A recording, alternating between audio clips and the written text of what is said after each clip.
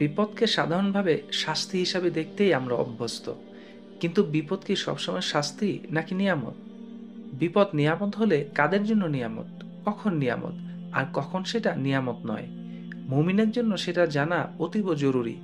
আসুন একটু জানার চেষ্টা করি। মুসলিম শরীফের একটি প্রসিদ্ধ হাদিস, মুমিনের বিষয়টি বড়ই বিস্ময়কর। তার সবকিছুই কল্যাণকর। তার জীবনে সুখ সমৃদ্ধি এলে সে কৃতজ্ঞতা প্রকাশ করে, ফলে তা হয় তার জন্য কল্যাণকর। আর দুঃখ দুর্দশার মুখোমুখি হলে ধৈর্য ধারণ করে, ফলে তাও হয় তার জন্য কল্যাণকর। আল্লাহর সিদ্ধান্তের উপর সন্তুষ্ট থাকতে পারাটাই লাভজনক, কারণ তাতে রবের সন্তুষ্টি অর্জন করা যায়, তার ভালোবাসা লাভ করা যায়।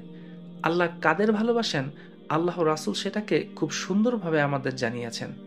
নিশ্চয়ই আল্লাহ যাকে ভালোবাসেন এবং যাকে ভালোবাসেন না, উভয় প্রকার মানুষকে দুনিয়া দান করেন, আর ঈমান দান করেন কেবল তাকে যাকে তিনি ভালোবাসেন। যদি দেখেন বিপদ মুসিবত আপনাকে আল্লাহর কাছাকাছি নিয়ে আসছে, তাহলে বুঝবেন আল্লাহ আপনার কল্যাণ কামনা করছেন। আর যদি দেখেন বিপদ মুসিবত আল্লাহর থেকে দূরে সরিয়ে নিচ্ছে, তাহলে বুঝবেন আল্লাহ আপনাকে পরিত্যাগ করছেন, আপনার অকল্যাণ সমাগত। এক্ষেত্রে আপনি দ্রুত সতর্ক হন, সাবধান হয়ে যান, তওবা করুন, রবের কাছে ফিরে আসুন, নিজেকে সংশোধন করে নিন। বিপদে আক্রান্ত হয়ে যদি আপনি বিচলিত না হন, অন্তর প্রশান্ত থাকে, তাহলে বুঝবেন এ বিপদ হয়তো আপনার জন্য নেয়ামত। এ বিপদ দিয়ে হয়তো আল্লাহ তাআলা আপনাকে বড় কিছু দেওয়ার জন্য প্রস্তুত করছেন। বিপদে আক্রান্ত হয়েও যখন আপনি আল্লাহর ব্যাপারে সুধারণা পোষণ করেন, তাকদীরে বিশ্বাস করেন, কোনো ক্লান্তি আপনাকে স্পর্শ না করে, তাহলে বুঝবেন এ বিপদ আপনার জন্য নেয়ামত, বড় কোনো কল্যাণ আপনার জন্য অপেক্ষা করছে। বিপদে আক্রান্ত হয়ে যখন আপনি কোরআনের সাথে, সালাতের সাথে বেশি সময় কাটাতে পারছেন, তখন বুঝবেন এই বিপদ আপনার জন্য নেয়ামত।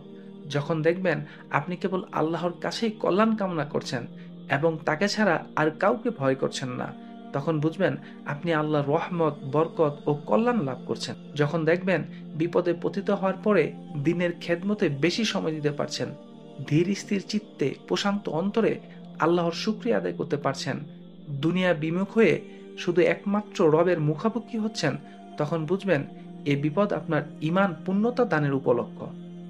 এ বিপদ আপনার বিজয়ের আগমনী বার্তা দেয়।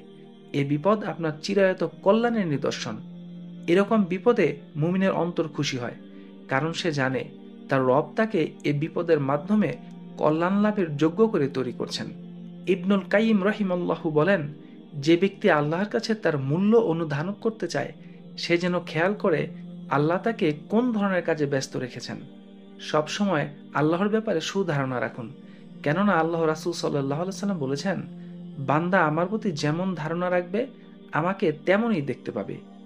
আল্লাহ রহমানুর রহিম, গাফুরুর রহিম, তিনি রাজ্জাক, খালিক, তার সিফাতের উপর আস্থা রাখুন, তাহলে আল্লাহ তার সিফাত অনুসারে আপনার প্রতি দয়া ও করুণা প্রদর্শন করবেন।